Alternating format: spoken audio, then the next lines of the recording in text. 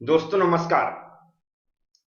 RRB JE mechanical 2019 के paper में पूछे गए ऐसे क्वेश्चन जिसमें कैलकुलेशन की जरूरत पड़ती है, ऐसे ही क्वेश्चंस को हम लोग सॉल्व करने की कोशिश कर रहे हैं।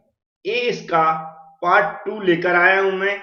इससे पहले जो भी वीडियो मैं अपलोड करता हूं उसके लिए आरआरबी जेई मैकेनिकल के नाम से यूट्यूब पर मैंने एक प्लेलिस्ट बना दी है, उसमें जाकर आप देख सकते हैं। और चैनल को सब्सक्राइब करना ना भूलें और बेल आइकॉन को भी दबा लें, जिससे कि आने वाले वीडियो की नोटिफिकेशन आपके पास पहुंच सके।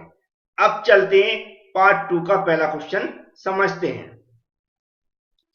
तो ये पहला क्वेश्चन है आज का, और जो क्वेश्चन नंबर यहाँ पर आपको दिख रहा है ये लिया है मैंने 2019 के क्वेश्चन पेपर से। ये क्वेश्चन आपको हमारी एबी क्लासेस एप्लीकेशन के अंदर मिल जाएगी। एबी क्लासेस एप्लीकेशन को डाउनलोड करने में या फिर एबी क्लासेस एप्लीकेशन के अंदर जो आरआरबी जेई का सेक्शन है उसको ज्वाइन करने में प्रॉब्लम आ रही हो तो आप हमें कॉल कर सकते हैं, या फिर उसके ऊपर मैं एक वीडियो बना दूंगा जो डिस्क्रिप्शन बॉक्स में मिल जाएगा।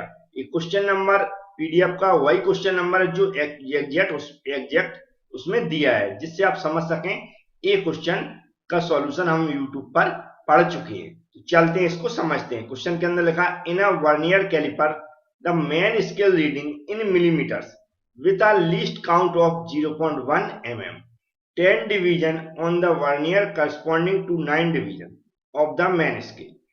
लिखा है determine the least count of the caliper. Least count caliper का हमें निकालना है, कैसे निकालेंगे इसको मैं समझा देता हूं। तो डाटा दिया उसको सबसे पहले हम यहाँ पर नोट कर लेते हैं। जैसे कि 0.1 दिया, मेन स्केल डिवीजन क्या शॉर्ट में लिखते हैं MSD, मेन स्केल डिवीजन कितना दिया है 0.1 mm। इसके अलावा यहाँ पर कंडीशन दी है, क्या लिखा 10 division on the vernier, vernier के ऊपर 10 डिवीजन दिए तो हम यहाँ पर क्या लिख देंगे 10 v vernier scale division equal दिया, इसमें कंडीशन दी correspond to 9 division of the main scale. जो 9 डिवीजन किसके हैं मेन स्केल के, तो हम क्या लिख देंगे यहाँ पर 9MSD। ऐसी कंडीशन दी गई क्वेश्चन के अंदर। सिर्फ दो कंडीशन दी हैं। तो अगर हम इसमें 1 VSD निकालना चाहते हैं, कितना 1 वर्नियर स्केल डिवीजन निकालना चाहते हैं, तो 10 का क्या होगा इधर आके इसमें डिवाइड हो जाएगा, भाग हो जाएगा। तो क्या हो जाएगा यहाँ पर 0.9 बन जाएगा, ये क्या बन जाएगा MSD। इस कंडीशन को, दोनों कंडीशन जो दी हैं इसके आधार पर हमें क्या निकालना है लीस्ट काउंट निकालना।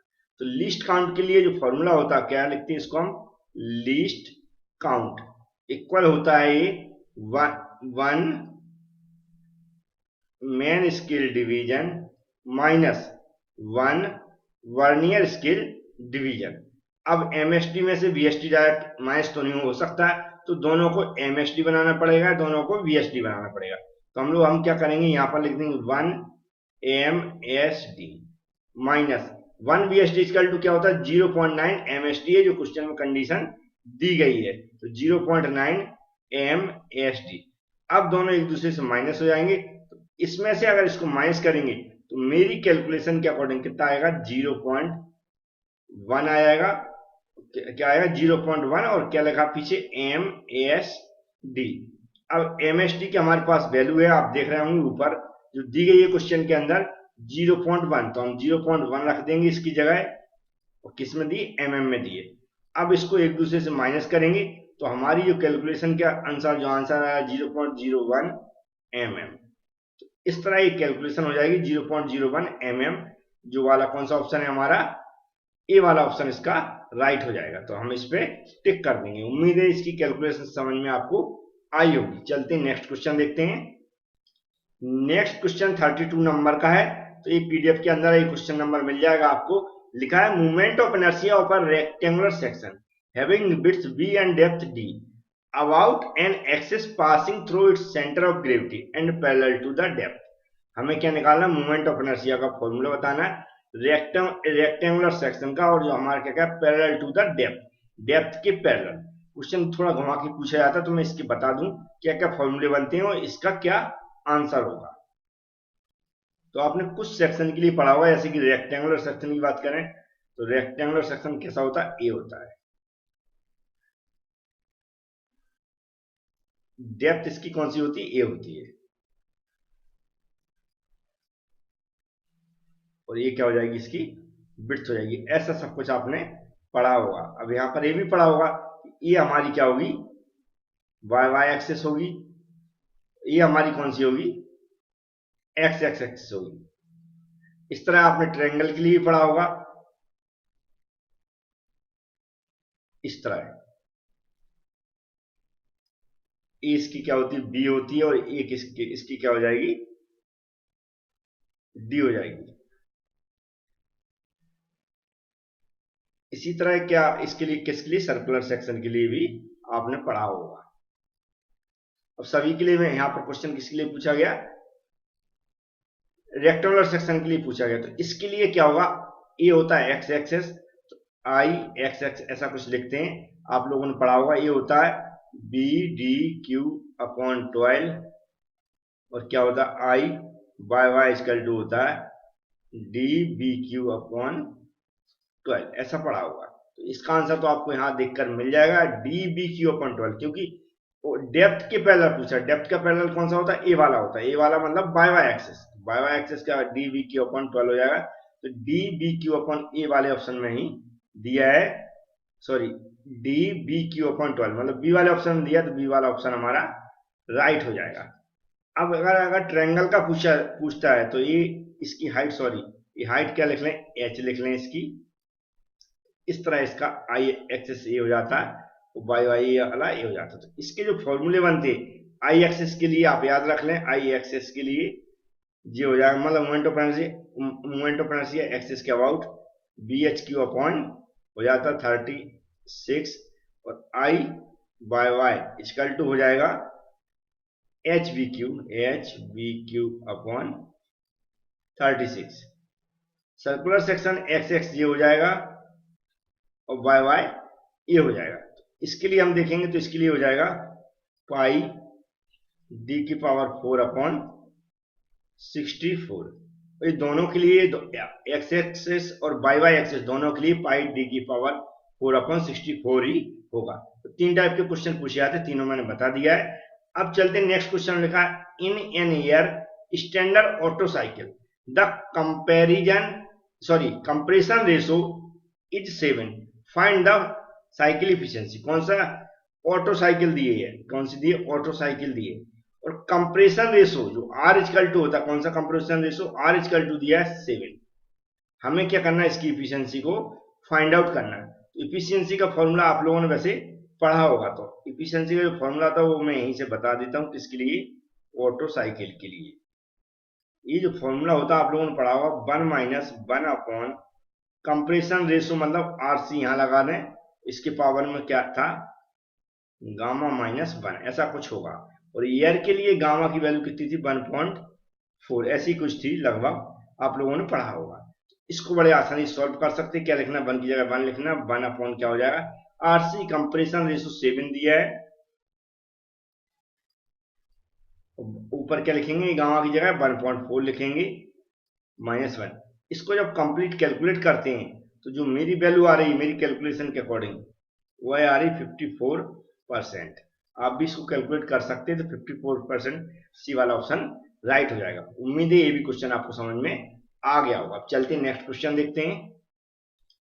नेक्स्ट क्वेश्चन में लिखा, the movement of inertia of a circular area of diameter D about its diameter. तो मतलब सर्कुलर जो एरिया रहता है उसका मूवमेंट ऑफ इनर्शिया निकालना, जो मैं अभी बता चुका हूँ ऑलरेडी। दूसरे क्वेश्चन में दिया movement of inertia of a solid cylinder of mass दिया है, रेडियस दिया है, एंड एल दिया है, इसको क्या है, एल है।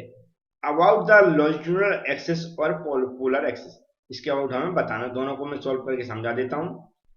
तो इस क्वेश्चन को मैं ऊपर ऑलरेडी अभी डायग्राम बता के समझाया था कि मूवमेंट ऑफ इनर्शिया अलग अलग सेक्शन के लिए कौन कौन से होते हैं। तो इसको मैंने आपको अभी पढ़ा होगा, पाई डी की पावर 4 अपॉन 64 मैंने लिखा था, और ये किसके बराबर था, I X X equal to I Y Y, दोनों एक्सिस के अबाउट था। ये जो डी वाला ऑप्शन इसका राइट हो जाएगा।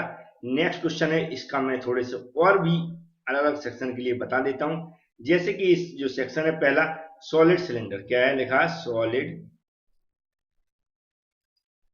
सिलेंडर। सॉलिड सिलेंडर के लिए जो मोमेंट ऑफ इनर्शिया होता है, क्या होता है, आई जेड जेड, ये होता है एम आर स्क्वायर बाय 2 होता है।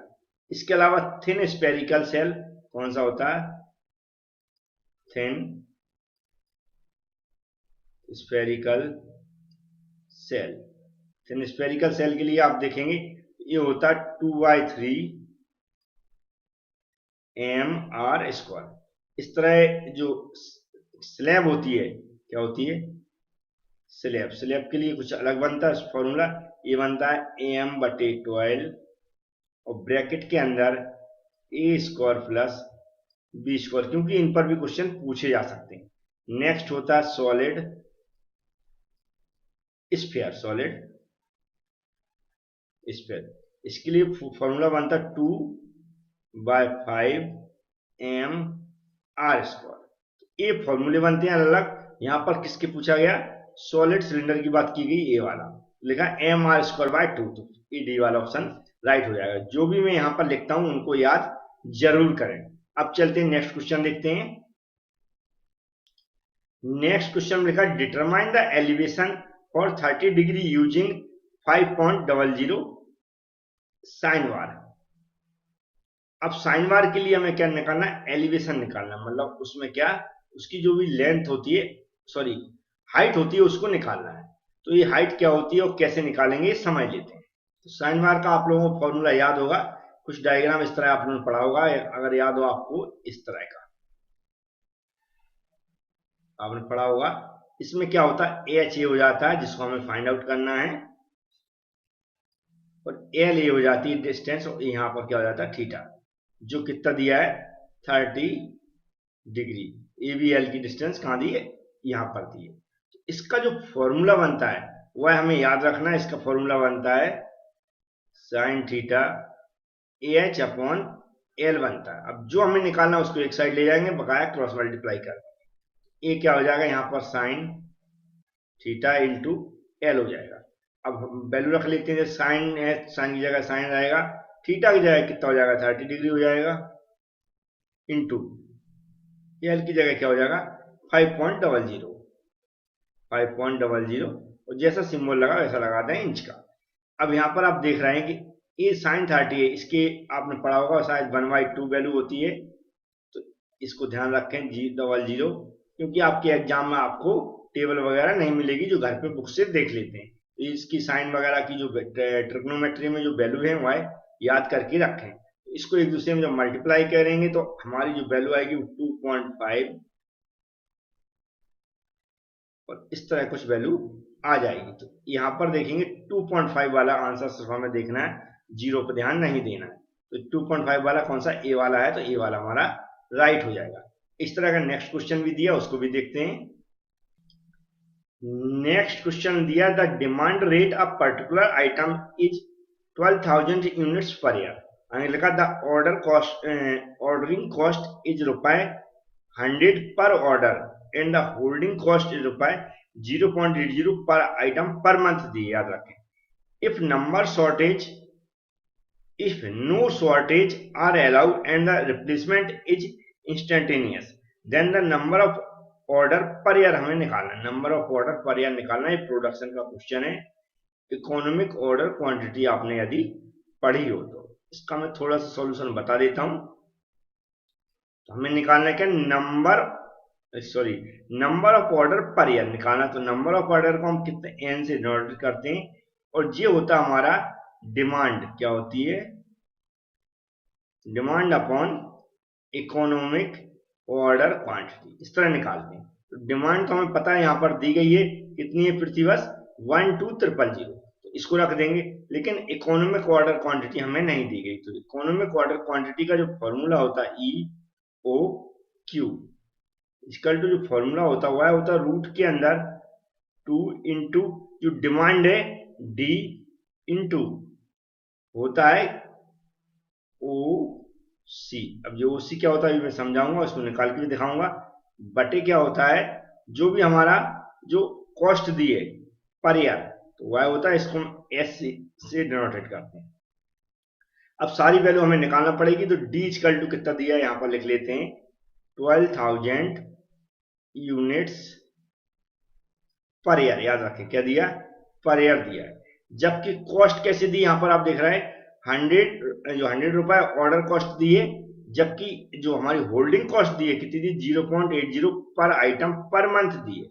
इसको भी हमें किस में निकालना पड़ेगा, ईयर में निकालना पड़ेगा। तो इसके लिए जो हमारी ऑर्डर कॉस्ट जी कॉस्ट है, इसको हम किससे डिनोट करते हैं, एससी से डिनोट करते हैं। इसको हम क्या निकाल रहे हैं, अभी हम यहां पर दिया है 0.80 पर आइटम पर मंथ दिया है, और हमें क्या निकालना, पर ईयर निकालना है। इसमें कितने का, 12 का मल्टीप्लाई हो जाएगा, तो 0.80 इंटू 12 हो जाएगा, 12 लिख लें ऐसा, और ये क्या हो जाएगा, पर आइटम, सॉरी पर आइटम और पर ईयर, तो पर ईयर हो जाएगा। तो इसको मल्टीप्लाई करेंगे तो कितनी वैल्यू आ रही मेरे अकॉर्डिंग, 9.6 आ जाएगी। एससी की वैल्यू निकाली, डी की भी निकाली। अब क्या इसकी निकालना है, जो हमारी ऑर्डरिंग कॉस्ट है उसकी निकालना। तो ऑर्डरिंग कॉस्ट कितनी दी है, जो यहाँ पर लिखा ओसी, मतलब ऑर्डरिंग कॉस्ट कितना दिया, 100 दिया है। इसकी भी हमारी क्या दिया है, ओसी भी कितना दिया, 100 दिया है। ये भी हम रख देंगे, तो सारी वैल्यू यहाँ पर पुट कर देते हैं। रूट क्या, रूट बनाना पहले, रूट के अंदर 2 इंटू 12,000 इंटू ऑर्डरिंग कॉस्ट 100 हो जाएगी, अपॉन ये कितना दिया, 9.6। पूरा हमें ऊपर की वैल्यू कैलकुलेट करना है, फिर इतनी वैल्यू को भाग देते हैं, फिर उसका रूट निकालना है। एक ही बार में निकाल आएगी, तो जो मेरी वैल्यू आ रही है वह लगभग आ रही है 500 इकोनॉमिक ऑर्डर क्वांटिटी, EOQ आ रही है। अब हमें इसको निकालना है, तो इस फॉर्मूले में डिमांड रख देंगे 12,000 अपॉन 500। इसको निकालेंगे, ऊपर वाली वैल्यू में नीचे का भाग दे रहा है, तो लगभग कितना आ रहा है, 24 आ रहा है। तो 24 वाले में हम ओके कर देंगे। तो ये भी क्वेश्चन आपको समझ में आ गया होगा। क्वेश्चन में दिया है when match number is less than unity the flow is called. ये क्वेश्चन भी बार बार कई एग्जामों में पूछा जाता है, और यहाँ भी पूछा गया था। तो ये मैच नंबर के क्वेश्चन समझ लेते हैं और सबको समझेंगे, जिससे और भी क्वेश्चन पूछे जाते हैं वह भी आपसे बन सकें। तो सबसे पहले यहाँ पर लिखा सब सोनिक फ्लो। तो ये जो मैच नंबर होता है, ये लेस देन 1 होता है। वैसे तो आंसर इसका पहला ही हो जाएगा, लेकिन अदर इन तीनों पर क्वेश्चन पूछे जाते तो क्या होता है। इसके लिए हम देखें सोनिक फ्लो के लिए, तो ये होता है m इक्वल टू 1 होता है। जबकि सुपरसोनिक फ्लो, कौन सा सुपरसोनिक फ्लो है, नहीं सॉरी, पहले हाइपरसोनिक फ्लो फिर है सुपरसोनिक। तो सुपरसोनिक के लिए मैं पहले बता देता हूं, सुपरसोनिक के लिए होता है ma ग्रेटर देन 1, जबकि हाइपरसोनिक के लिए थोड़ा सा डिफरेंस होता है, ये होता है ma ग्रेटर देन 5। तो यहां पर क्या था, लेस देन का ये साइन है, इक्वल का है, ये ग्रेटर देन के हैं दोनों। तो इससे आप याद रखें ma क्या है, मैच नंबर है। तो क्या है, match number less than unity है, तो क्या हो जाएगा हमारा सबसोनिक। मैच नंबर अगर इक्वल है 1 के तो सोनिक फ्लो हो जाएगा, और हाइपरसोनिक फ्लो थोड़ा सा अलग होता है। तो मैच नंबर अगर ग्रेटर देन 5 है तो हमारा हाइपरसोनिक फ्लो, और मैच नंबर ग्रेटर देन 1 है तो हमारा सुपरसोनिक फ्लो।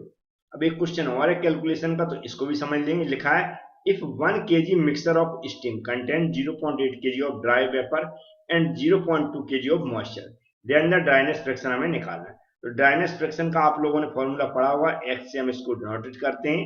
तो क्या पढ़ा होगा, m v upon m v plus m